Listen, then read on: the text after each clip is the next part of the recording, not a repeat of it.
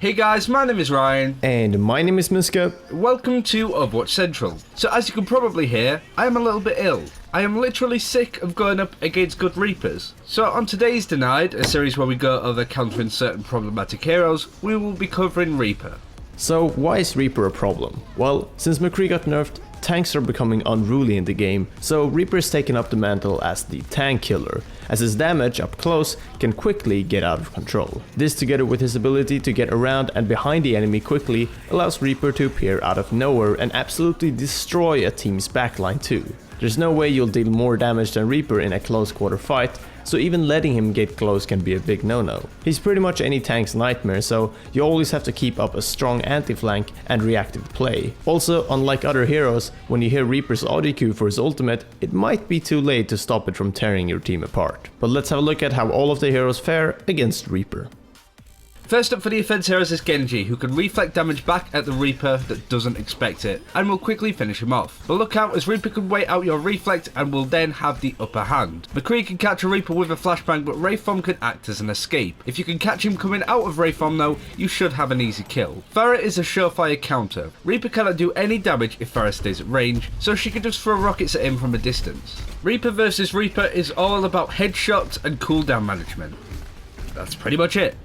Soldier can also keep his distance and do solid damage. His sprint means that he can flee or give chase to a Reaper depending on the situation. Try to helix rocket Reaper's feet as he comes out of Wraithform to do a ton of damage. Tracer can chip away and keep moderate distance away from Reaper as well, killing him if he doesn't land shots reliably. She can easily chase down a fleeting Reaper too, but may struggle on the damage dealing, as he can one-shot you if you are up close.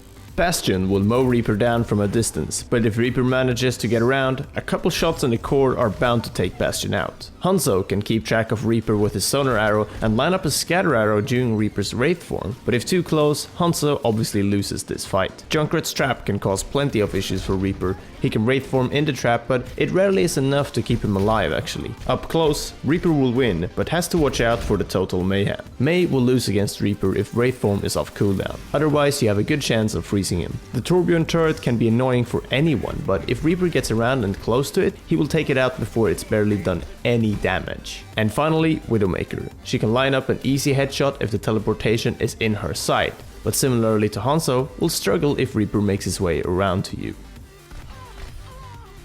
D.Va can eat some of the damage with her defense matrix, especially against Reaper's ult Death Blossom.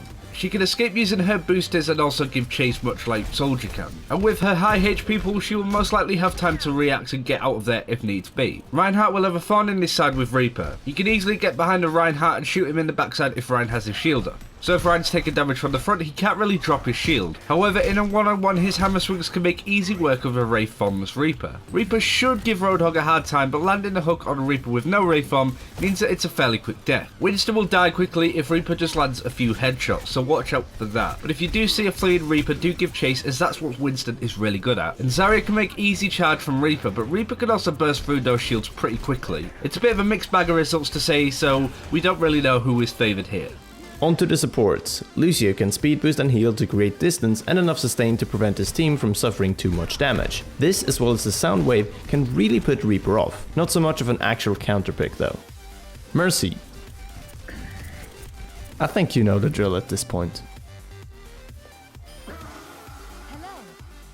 Symmetra can do the usual primary fire and run around her target. Reaper's ability to Wraith form does mean that he won't really be caught out by her turrets though. Zenyatta's Discord Orb is removed when Reaper Wraith forms, so again, watch his cooldowns and discord him when he has nothing to use. Other than that, Zenyatta dies extremely quickly up close.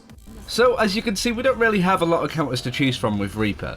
But let's go through 3 heroes we chose and tell you why they work well against him. McCree's Flashbang is a Reaper killer. Reaper's forced to try and Wraithform if he's not dead already, and this just gives McCree even more time to plan and line up their shots. Pharah should be way out of Reaper's effective range, making his only weapons useless against her. If you're good on Pharah, make sure to give Reaper a hell of a hard time. And last on our list is Tracer, which might surprise some of you. Tracer is quick enough to zip around a Reaper, keeping herself at a distance, yet dealing moderate damage to him and hopefully will eventually kill him. When Tracer engages a Reaper, he is forced to either get out or hope that he lives long enough to take Tracer out when she runs out of blinks. Either way, you should have the advantage as a Tracer. Now onto some non-counter pick related things that Reaper is vulnerable to. To begin with, he's very loud. His shadow step is loud, footsteps and ultimate are all very easy to hear, so be reactive and aware of your surroundings. For a flanker, he also doesn't have a super quick way of getting around the map the way that Tracer and Genji can. Keep track of his cooldowns and punish him as soon as you've seen that Wraith form come out. A lot of the time, you'll also find Reapers try and get up high to drop down on the enemy team for a big ultimate. By the time he ults, it's usually too late to do something about it, but due to the audio cues, it shouldn't be too difficult to prevent devastating ults from happening. Do also make sure to use abilities that shut Reaper down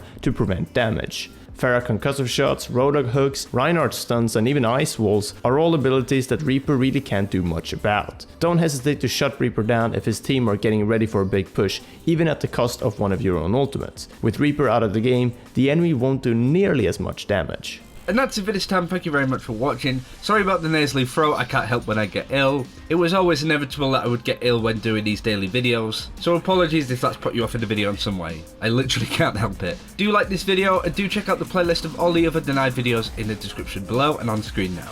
Take care, and we'll see you next time.